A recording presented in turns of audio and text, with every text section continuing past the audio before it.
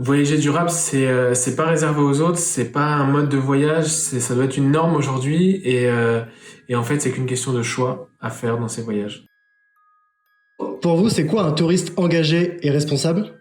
Alors je dirais local, respect et rencontre. Ouais, en fait c'est faire attention aux locaux et à l'environnement. Un souvenir extraordinaire? Il y en a plein évidemment, mais je dirais ma rencontre avec Mandala, qui est une femme indienne. On a passé 8 heures dans le train et ouais, c'était particulièrement émouvant. Et moi, une autre histoire de train, mon dernier anniversaire, je l'ai passé dans un train en Tanzanie au bout de 3 jours, où le guide m'avait fait la surprise. Et sinon, on a passé 3-4 jours en immersion en Amazonie, et ça c'est un grand moment pour moi en pleine nature. Toutes les rencontres. La pire chose qui vous est arrivée à l'étranger? Il n'y en a pas tant que ça. La pire chose, alors à chaque fois ça se transforme très souvent en très bons souvenirs, je dirais la galère, c'est quand on est resté bloqué au Chili 7 heures sur la route, on faisait du stop, Ouais. et aussi on a passé une nuit sur le bord de la route. Finalement on a rencontré un policier avec qui on a passé toute la soirée à manger des pommes, du chocolat, et à sympathiser toute la nuit, donc c'était Sur plutôt le cool. moment on rigolait pas, mais là aujourd'hui c'est un super Et souvenir. on avait très froid, surtout on était en pleine Patagonie et on se caillait. Est-ce que vous avez des phobies? Alors, moi j'avais une phobie, c'était la peur de l'avion qui s'est guérie. Les serpents, mais ça s'est guéri aussi. En fait, le voyage m'a pas mal aidé dans mes petites peurs. C'est une thérapie pour toi. Et Jules, sa phobie, c'est qu'il aime pas le fromage. Et ça, c'est très Non, grave, j'ai très pas problématique. Je sais pas, Très, très peur de rien. problématique. Quand vous êtes à l'étranger, qu'est-ce qui vous manque par rapport à la France? Bah, évidemment, nos Le proches. vin. J'allais dire le fromage en premier. Non, le vin. Moi, le vin. Le fromage et nos amis, notre famille, évidemment. Mais le roquefort, quand même, c'est pas facile. Non, le vin. Non, non. Un secret, une confidence? Quand t'as changé la roue du camion? Changer la roue, c'est-à-dire en pleine savane, quand tu as des envies pressantes et que tu ne peux t'empêcher, mais voilà. Tu fermes les yeux et tu fais vite.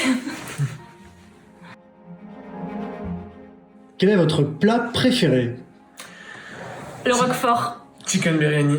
Oh, butter chicken aussi, mais le roquefort, le fromage. la bouffe Évidemment, indienne. la nourriture française number one. Ah ouais, mais la bouffe indienne c'est pas mal aussi. Une personnalité qui vous inspire? Alors pour ma part, moi, je rêve de l'avoir en grand-mère, c'est Jane Goodall, une grande primatologue, celle qui a étudié et observé les chimpanzés toute sa vie et qui est toujours vivante et que je rêve de rencontrer. Et toi? Bah toi, tu m'inspires. Oh, tellement touchant, c'est tellement fake. Est-ce que vous vous voyez faire ça toute votre vie? Pas évident comme question. En fait, on a la chance de faire un métier passion et du coup de pas compter nos heures, de vivre des choses incroyables. Donc on n'est pas lassé mais après on sait pas, on vit au jour le jour en fait. Il y a 5 ans quand on a commencé, on savait pas qu'on allait faire des expos photos, des conférences, ce genre de choses. Donc qui sait ce qu'on fera dans 5 ans, aucune idée. Bon, ce qui est sûr, c'est que quand on voyage pas, ça nous manque très très vite.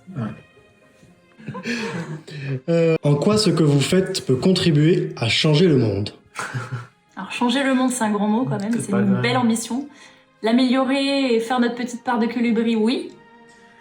Ouais, en fait, on essaie de dire aux gens d'inciter les gens à mieux voyager, à voyager de façon plus respectueuse, plus durable. On essaie de faire notre part, à notre niveau. Mais la perfection n'existe pas. En tout cas, on essaye de s'en rapprocher au maximum. Et moi, je rajouterais qu'on n'a qu'une seule vie, qu'elle est très précieuse. Donc suivez vos envies, suivez vos rêves. Ils n'attendent que vous, comme on dirait, mais c'est ce qu'on répète à longueur de temps. Et je pense que le premier pas à faire, c'est vous qui devez le faire. Et quoi Y a qu'il plus qu'à. arrive, ne soyez pas spectateur de votre vie. Une citation peut-être? Pura vida, évidemment. Comme au Costa Rica, la vie est belle, tout va bien. C'est un mot qu'on utilise assez souvent. Notre état d'esprit, c'est vraiment la pura vida. Oh, c'est une... Non.